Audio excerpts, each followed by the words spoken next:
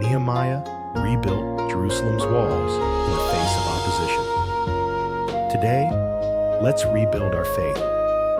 Are there areas in your spiritual life that need strengthening? Obstacles in the way? Don't be discouraged. Like Nehemiah, pray for strength. Surround yourself with supportive people and take it one step at a time.